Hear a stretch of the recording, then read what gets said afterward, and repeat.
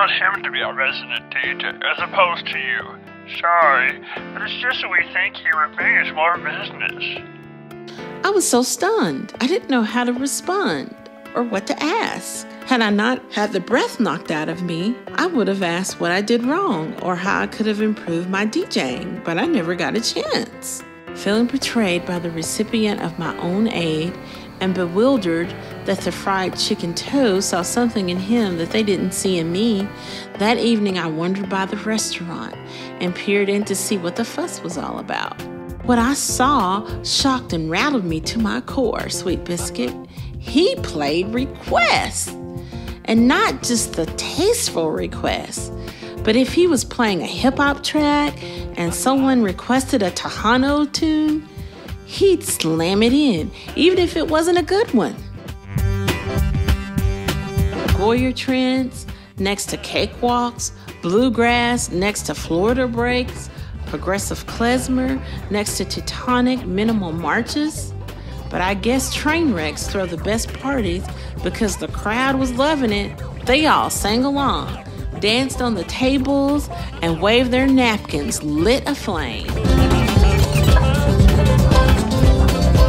All to say, I totally saw the restaurant's point of view. I had tried having my own business once and know it's harder than most people realize. I was a private subtraction math tutor for people afflicted with double vision.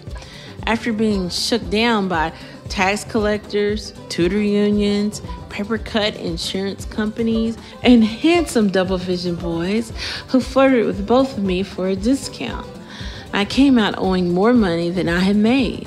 So how could I blame the restaurant for taking Ultra Jukebox Bot over me? But I could blame Ultra Jukebox Bot for backstabbing the very person who got him out of DJing for audiences of action figures in his bedroom to DJing for gaggles of people with pulses in a bona fide restaurant. That Toto Momoa, how could he rock my former audience's bottoms without a thought of me? He didn't even say thank you or I'm sorry. So there I was, back to being just another wannabe DJ, and now without any source of income. Oh, to have one's heart betrayed and purse emptied in the same day, and then to have to watch one's precious records begin to collect dust. It was enough for me to want to lay on a highway, use roadkill as my pillow, and hope the vultures ate me in my sleep, Sweet Biscuit.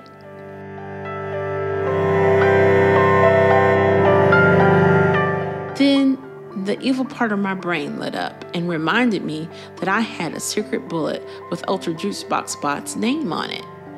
You see, even though Grazzle was a town without many moral hang-ups, it did have a few taboos, though you might find them strange today.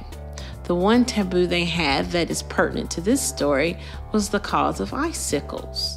Someone had come up with the idea that the cold, pointy things had souls, and if you stared at them long enough, they would impart their wisdom on you.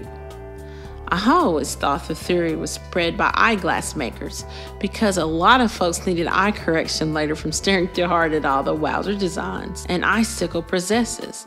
I know. I tried to teach a lot of them subtraction sums. I know this all sounds ridiculous, but believe me that icicles were as precious to Grizzlians as maybe kittens are now. And you can imagine how rough springtime would be to the people who loved icicles like kittens. It seemed like mass murder on the part of the sun. Anyway, at one of my gigs a few weeks before, Ultra Jukebox Bot had drank one too many tropical granny cocktails and divulged to me, "Oh, big sister, there is nothing I love better than to pour jalapeno strawberry jam on icicles and eat them." Again, it would be like eating jam-covered cats nowadays. So as I convinced myself that Ultra Jukebox Bot had basically stolen money from me, I justified me using this info to ruin his DJ career. thought it would look petty if I went to the owners and told them what I knew. So instead, I waited out in the back of the restaurant. And when I saw one of the servers go outside for a past gas break, I yelled Ultra Juice Box Bot scandal from my hiding place around the corner. I crept off and ran home, waiting for a call from the restaurant offering my job back. But the call never came. I found out later that the polluting server never went back inside the restaurant. Apparently, another server came out, and the two were so full of fiber, they got high off their own fumes. Made out in the dumpster where they fell asleep in each other's arms. They woke up 3 days later in a landfill on top of a pile of dead macaroni, not even remembering their names, much less Ultra Juice Box Bot's travesty.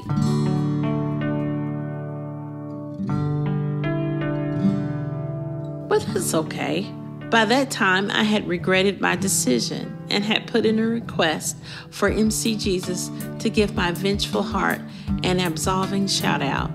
Most parents and creators forgive us quicker than we do ourselves. And so I was still feeling like a horrible conniver face when my phone finally did ring.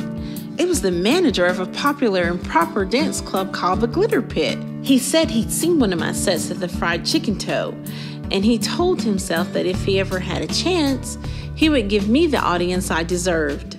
So he offered me a residency that paid 4 times the amount the restaurant had.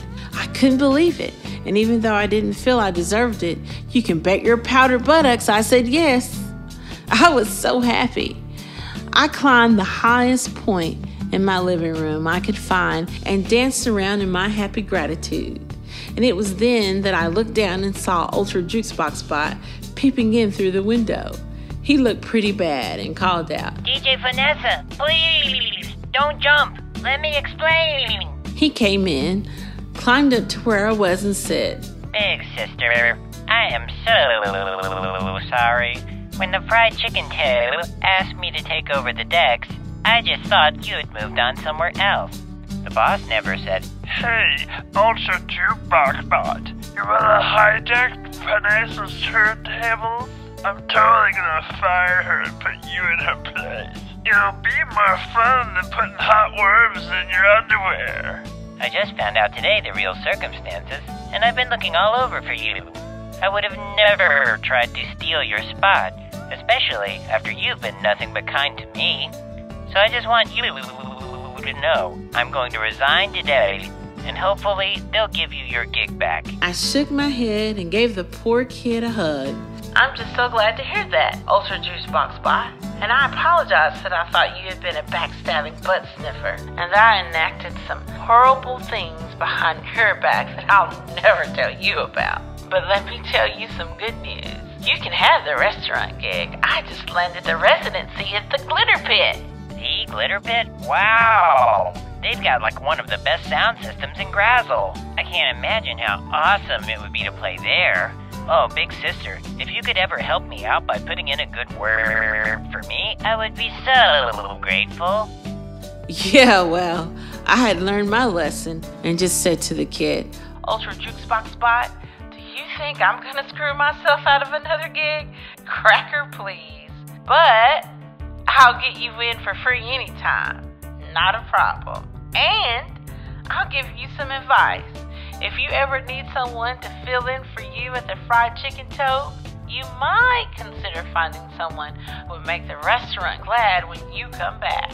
Ultra Juice Box Bot nodded with an understanding grin, and we both went on to rock our residencies for many a gig. And there's a wad of stories to tell about those days, but I'll save those for another time. So, Mommy, when are you going to tell me a good story? Huh? Just kidding, Mom. I love your DJ stories. When I grow up, I want to be a DJ, just like you. Thank you, sweet biscuit. Oh, Mommy,